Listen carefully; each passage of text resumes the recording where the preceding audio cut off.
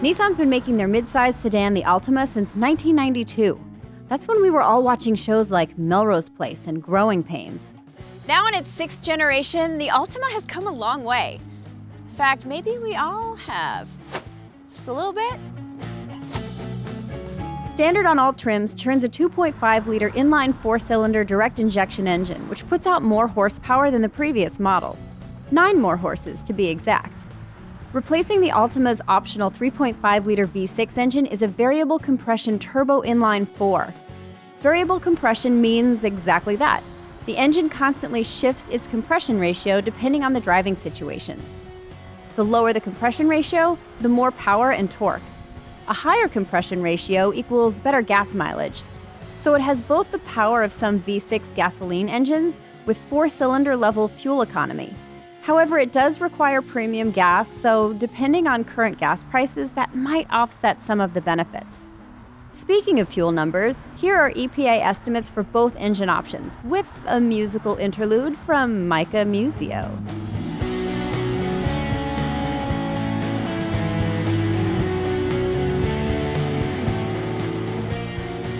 However, all that good engine stuff is mated to Nissan's continuously variable transmission, which I always feel hampers driving excitement.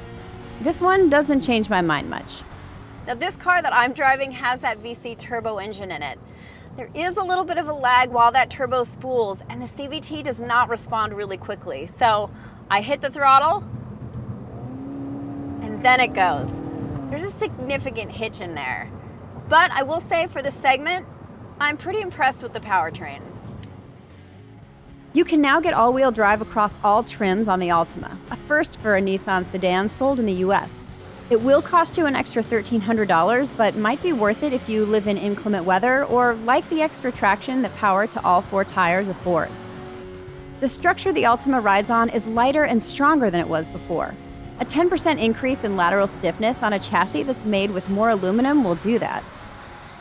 Driving, that means better body control around corners. And I really like how they tune the suspension. Feels really good on the road.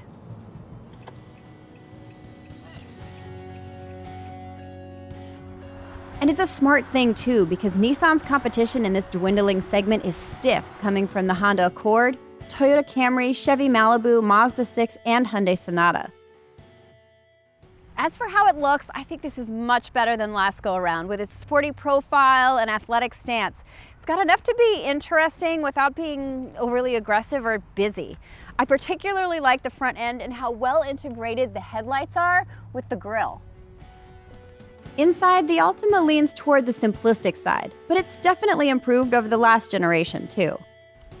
An 8-inch touchscreen now plays a starring role in the center stack, and tech is front and center. Both Apple CarPlay and Android Auto come standard, but you can also get Amazon's Alexa as an option through Nissan Connect. God, I wonder if Siri and Alexa will get along. Not a chance. Over my dead body. Doesn't sound like it. Unfortunately, driving in the right, or wrong, direction makes for a pretty serious glare on that 8-inch screen, and it's very fingerprint prone. There are sufficient knobs for control such as climate control and volume, and I appreciate that there's a stick shifter in here and not some newfangled push button or dial situation. It's got everything you need in a handsome, if lean, package. These zero-gravity inspired seats are attractive, nice and supportive, and they are so comfortable. I'm not joking, I'm not leaving. And while I'm sitting in them, visibility is good, except in the rear thanks to the sloping fastback type roof. I find it a bit limited. Good thing there are electric eyes everywhere looking around for me, like blind spot warnings and rear cross traffic alerts. For the category, cargo space is really good. And the 60/40 seats fold down pretty easily. Headroom isn't bad either, although the aforementioned sloping roofline might cause some tall person hunching. Price on the base S model starts around $24,700 with automatic emergency braking, remote engine start, intelligent driver alertness, and 4 USB chargers coming standard. Graduate to the SR trim and included are 19-inch wheels, a sport suspension that's available on the front-wheel drive version only, sports seats, leather steering wheel, paddle shifters, and safety features such as blind spot warning and rear cross traffic alerts. With the VC turbo engine option, the SR will cost closer to $30,000. For a little less than $29,000, the SV trim will afford you a moonroof, 17-inch wheels, heated front seats and steering wheel, Nissan's Pro Pilot Assist, lane departure warnings, rear automatic braking so you won't reverse into stuff, and Mica's must-have lumbar support.